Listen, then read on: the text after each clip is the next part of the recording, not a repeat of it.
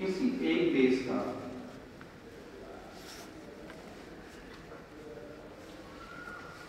स्वयं को शेष विश्व के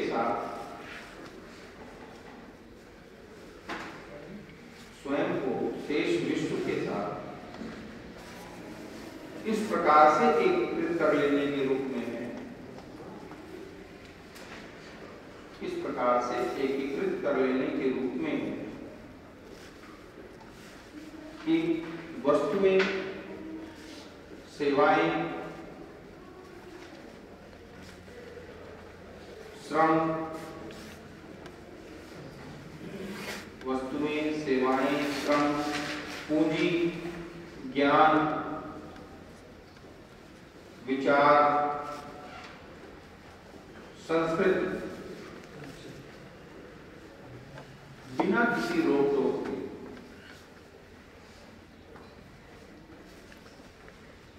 देश के भीतर आ सके और देश के बाहर जा सके। ठीक है? समझौता से भी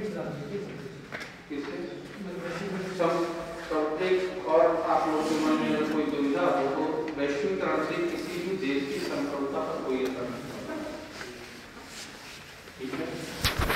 जो राष्ट्र जितना संप्रभु है उतना ही संप्रभु रहेगा अगर वह वैश्वीकरण का भाग होता है। फिर वैश्वीकरण से किसी भी राष्ट्र की किसी भी देश की संप्रभुता पर कोई असर नहीं होता। क्या कैसे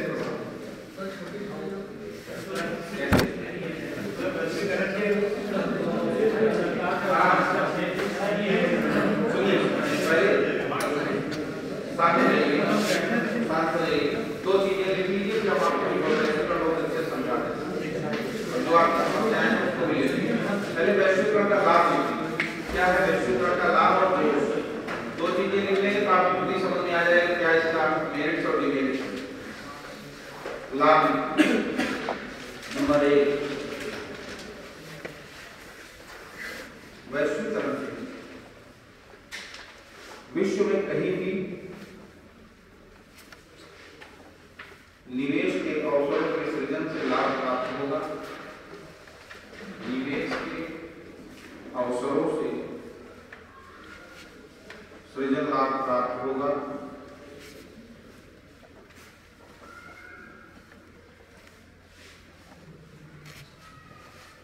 नंबर 2, वैश्वीकरण के कारण पूंजी का प्रभाव बढ़ जाता है, प्रवाह, पूंजी का प्रवाह, फ्लो बढ़ जाता है।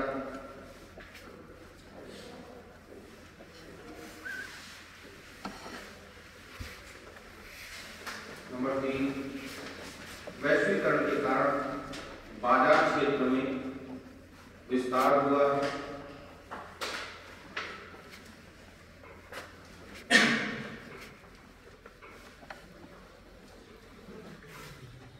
नंबर 4, अंतर्राष्ट्रीय आर्थिक प्रतिस्पर्धा के कारण, अंतर्राष्ट्रीय आर्थिक प्रतिस्पर्धा के कारण उत्पादन में भी वृद्धि हुई है। नंबर 5, वैश्वीकरण से सामाजिक राजनीतिक समस्याओं, अंतर्राष्ट्रीय आर्थिक प्रतिस्पर्धा के कारण उत्पादन में भी वृद्धि हुई। नंबर 5, वैश्वीकरण से सामाजिक राजनीतिक समस्याओं, सामाजिक राजनीतिक समस्याओं व मुद्दों ने विश्वव्यापी रूप ले लिया है। और नंबर 6, वैश्वीकरण ने मुद्दों ने विश्व रूप ले लिया है, वैश्विक रूप ले लिया है। वैश्वीकरण ने वैश्वीकरण ने संचार तकनीक तथा सूचना के क्षेत्र में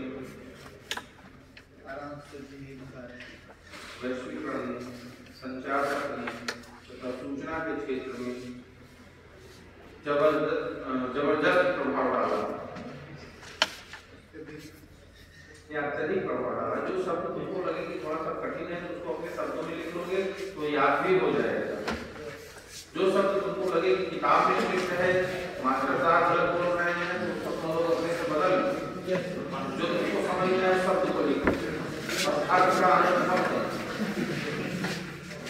ठीक है, अब देखो ये 6 पॉइंट जो है इसको है कि उसको जरा समझा दें फिर हम लोग इसके डिबेट देखते हैं।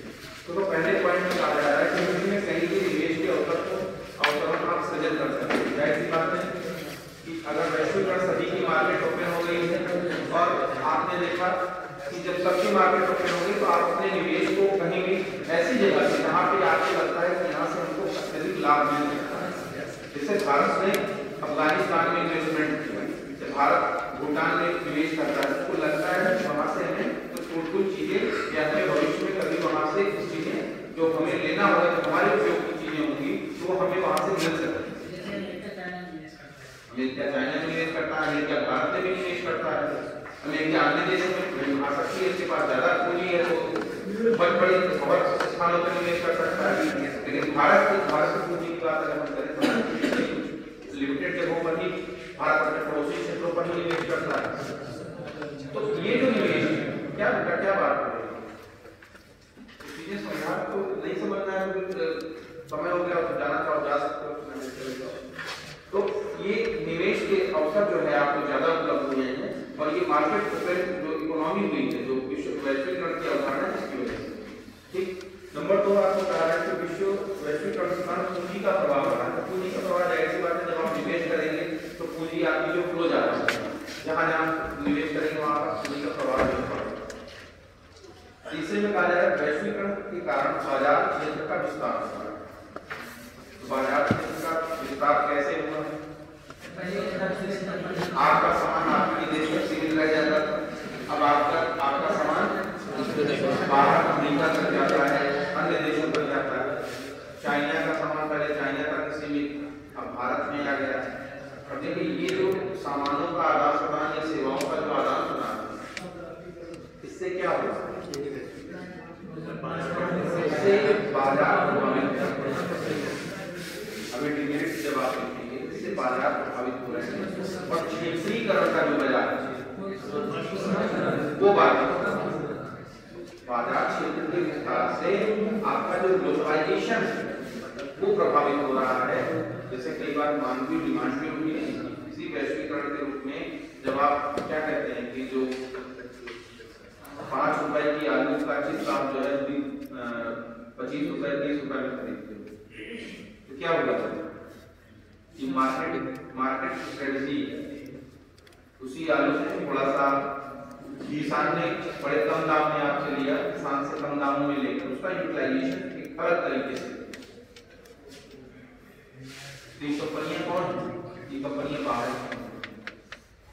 तो ये निवेश कहीं ना कहीं जो रीजनल लेवल पे लाभ होना चाहिए वो नहीं हो रहा है, ये प्रभावित हो रहा है। दोस्त में लोग ठीक क्षेत्र व्यापार क्षेत्र बढ़ अंतरराष्ट्रीय आर्थिक प्रतिस्पर्धा के कारण उत्पादन में भी वृद्धि हुई। ठीक है, उत्पादन में वृद्धि हुई है जब प्रतिस्पर्धा बहुत ज्यादा बढ़ जाती है। आपके यहाँ उत्पादन हुआ, कम उत्पादन हुआ, किसी देश में ज्यादा हुआ तो आपको ये लगेगा कि हमारे देश में उत्पादन कम हो रहा है, हम और प्रयास करें और उतना उत्पादन करेंगे तो हमारे जो यूज की चीजें हैं वो बढ़ जाएंगी। ठीक है, तो जब प्रतिस्पर्धा होगी जाहिर बात है कि 2 लोगों में देखिए प्रतिस्पर्धा होगी तो बढ़ी जाता है।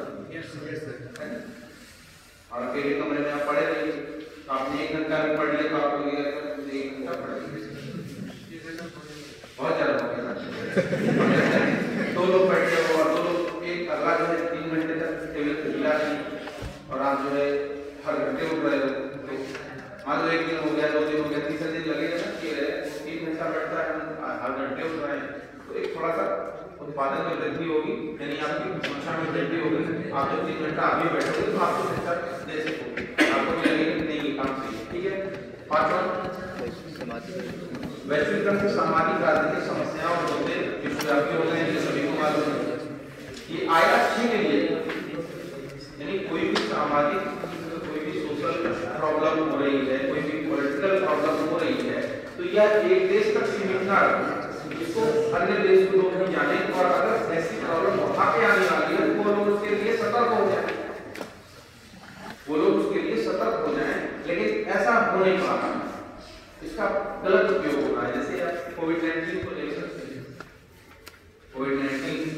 वैश्विक प्रसार का ही परिणाम जो पूरे विश्व में फैल गए।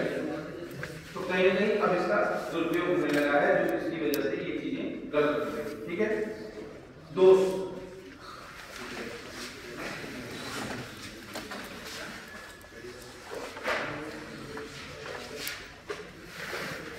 हमारे वैश्वीकरण प्रजातंत्र के लिए विपरीत परिस्थितियां उत्पन्न करता है।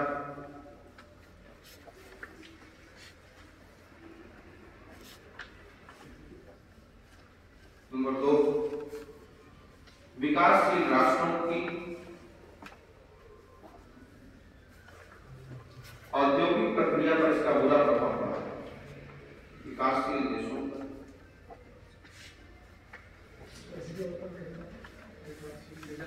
विकासशील राष्ट्रों की औद्योगिक प्रक्रिया पर इसका बुरा प्रभाव पड़ा है। इसका मतलब ये हुआ कि जब विकसित देश आपके यहाँ सामान भेजने लगेंगे तो आपके यहाँ की जो औद्योगिकरण की प्रक्रिया है वो क्या होगी, वो ढीली हो जाएगी। क्यों? आज उत्तर प्रदेश में बड़े बड़े जो राज्य हैं उन देशों में इन्वेस्टमेंट सबमिट की जा रही है, निवेश सबमिट की जा रही है। क्यों? क्योंकि ऐसा नहीं कि आपके यहाँ सामान की आपूर्ति नहीं हो रही, आपके यहाँ सामान आ रहा है, आप सामान का उपभोग भी कर रहे हैं, लेकिन देश का उससे लाभ कम हो रहा है। तो अगर आप हमारे यहाँ इंडस्ट्री डालोगे, हमारे यहाँ का लेबर यूज करोगे तो उसकी कॉस्ट भी कम आएगी और वो हमारे यहाँ के लोग जब उपभोग करेंगे तो वो हमारे यहाँ उसका फायदा है।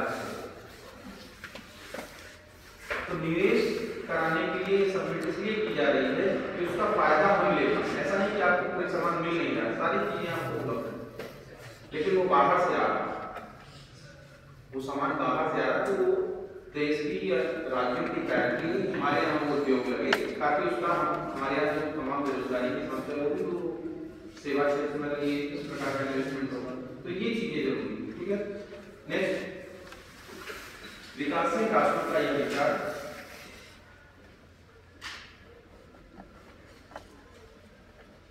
कि आधुनिक स्वचालित मशीनों के प्रयोग करने से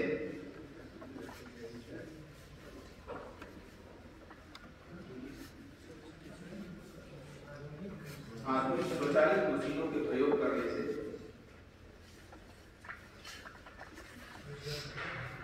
कम श्रमिकों की आवश्यकता होगी, कम श्रमिकों की आवश्यकता होगी, जिससे विकासशील देशों में बेरोजगारी की समस्या बहुत तेजी से बढ़ेगी। नेक्स्ट, विदेशी कंपनियां विकासशील राष्ट्रों की प्राकृतिक संपदा, विदेशी कंपनियां विकासशील राष्ट्रों की प्राकृतिक संपदा का दोहन करती है, जिसके परिणाम स्वरूप वहां के नागरिकों का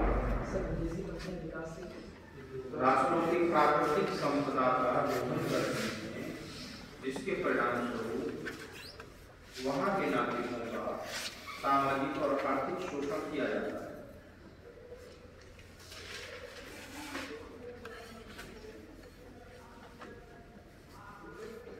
नेक्स्ट, वैश्वीकरण की प्रक्रिया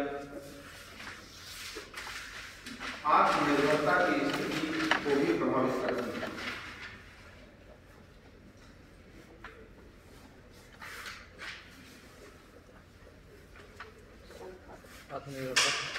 आत्मनिर्भरता की स्थिति को भी प्रभावित करती है। नेक्स्ट, गरीबी,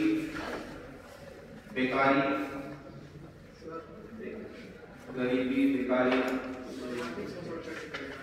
क्यों?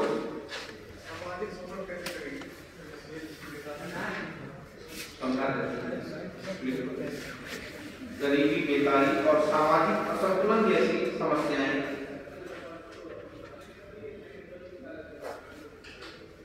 अर्थव्यवस्था के निर्धारण में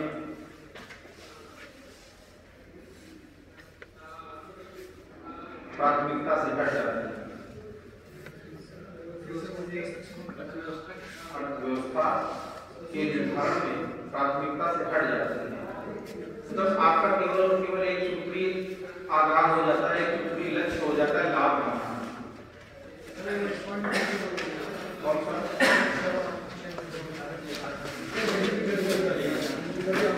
गरीबी, बेकारी और सामाजिक असंतुलन जैसी अर्थव्यवस्था जैसी समस्याएं अर्थव्यवस्था के निर्धारण प्राथमिकता से हट जाती है। तो सारे उद्देश्य आपसे हट जाते हैं, केवल आप लाभ कमाना चाहते हैं। ठीक है, क्या हुआ? समझ नहीं है? आ गया? उब रहे हो क्या? नहीं, क्या नहीं पाएगा। बस थोड़ा सा ठीक है, इफेक्ट देखो। थर्ड वर्ड कंट्रीज पे क्या इफेक्ट पड़ रहा है ग्लोबलाइजेशन। देखो क्या तुम पूछ रहे थे? सामाजिक क्या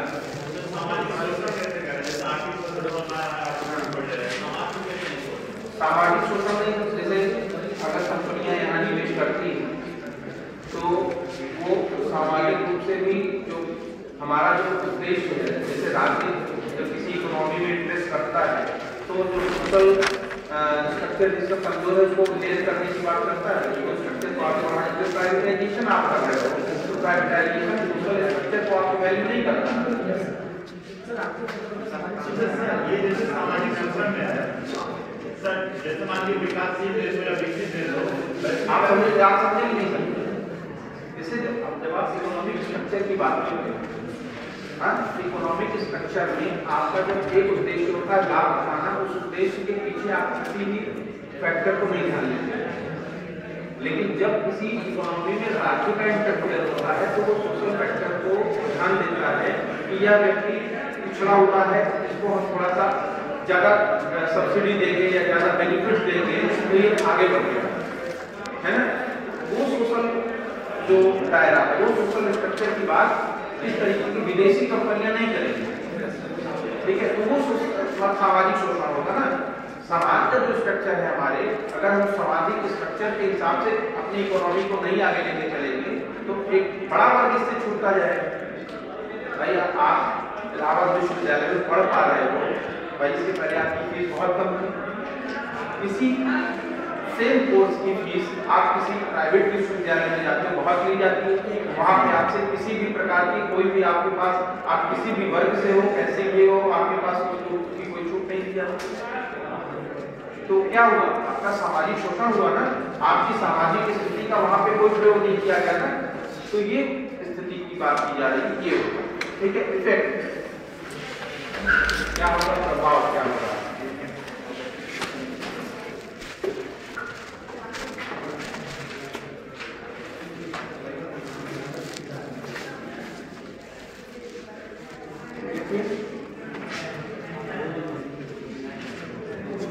फेवरेबल इफेक्ट दो भागों में बांट लीजिए। अनुकूल प्रभाव, क्या अनुकूल प्रभाव थर्ड वर्ल्ड कंट्रीज में पड़ रहा है? नंबर 1, उच्च तकनीक का प्रयोग।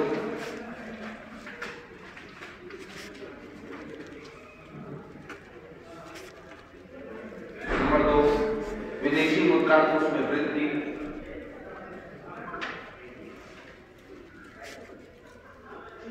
नंबर 3, निर्यात में वृद्धि। विदेशी मुद्रा कोष में वृद्धि, निर्यात में वृद्धि, प्रत्यक्ष विदेशी विनियोग में वृद्धि,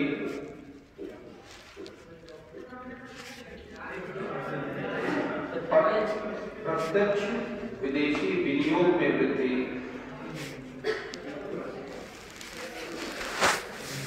और स्थिर व मजबूत विनिमय दर। ये कुछ अनुकूल प्रभाव पड़े हैं स्थिर और मजबूत विनिमय दर, विनिमय मतलब एक्सचेंज रेट। भारत जैसा विकासशील देश और किसी आप विकसित देश को ले लीजिए, आज एक्सचेंज वैल्यू क्या है, वो स्थिर हुई है कहीं न कहीं। हमारे हम सभी देशों से जो बात कर पा रहे हैं वो ग्लोबलाइजेशन की वजह से बात कर पा रहे हैं। या और किसी थर्ड कंट्री को ले लीजिए, किसी भी थर्ड कंट्री को ले लीजिए, वो अमेरिका से डायरेक्ट बात कर पा रही, क्यों? क्योंकि ग्लोबलाइजेशन की प्रक्रिया है, वैश्वीकरण की अवधारणा है, जिससे सबकी इकोनॉमी खुली हुई है और वहाँ पे निवेश कर सकता है और वहाँ पे और वो उसके माध्यम से वहाँ पे ऐड ले सकता है। ये सारी चीजें वैश्वीकरण की वजह से संभव हुई। और एडवर्स प्रभाव क्या था, प्रतिकूल प्रभाव क्या था? क्षेत्रीय उद्यमों पर प्रभाव पड़ा, इसका बुरा प्रभाव पड़ा। क्षेत्रीय उद्यमों पर यानी लोकल इंडस्ट्रीज प्रभावित हुई इससे।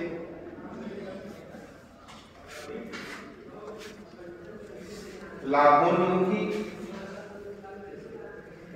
लाभोन्मुखी प्रॉफिट ओरिएंटेड इकोनॉमी हो गई, सब चीजें गौड़ हो गई, केवल प्रॉफिट देखा जा रहा है। चाहे विकासशील देश अपना प्रॉफिट देख रहे हैं, चाहे विकसित देश अपना प्रॉफिट देख रहे हैं।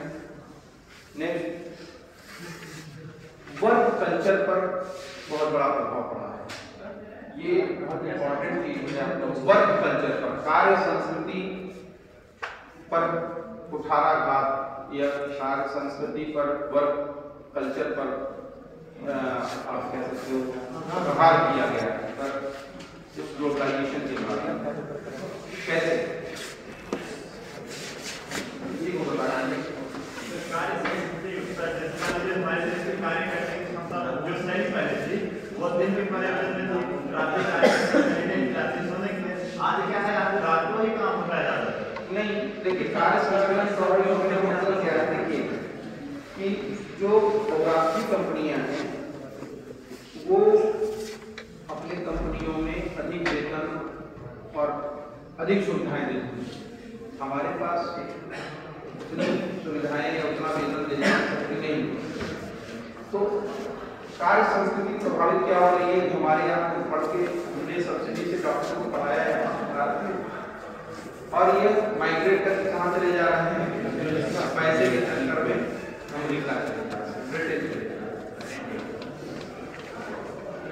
ये जो कार्य संस्कृति हमारे उनको यहाँ पे जो सेवा देनी चाहिए वो सेवा कहाँ दे रहे हैं जाके? विदेशों। तो ये कार्य संस्कृति का प्रभावित वैश्वीकरण, क्योंकि मार्केट में आप उसको रोक नहीं सकते। आपने ग्लोबलाइजेशन अपनाया है, आप किसी नागरिक को ये नहीं कह सकते कि आप स्वदेश में मत जाइए। तो ये जो कार्य संस्कृति का प्रभाव है, इसका ये बहुत बड़ी कार्य संस्कृति पर कुठाराघात है ग्लोबलाइजेशन की वजह से। ठीक है, ये थर्ड वर्ल्ड कंट्रीज के कुछ इफेक्ट हैं। Problem of third world countries आपको सबसे से पढ़िएगा, जो कोई समस्या होगी इसमें बता देंगे। कौन सा क्या है? विनियोग का मतलब ये है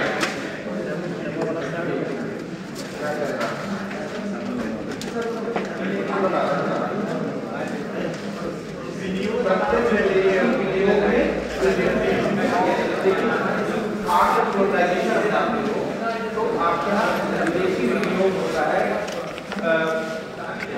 पूंजी का प्रवाह, वो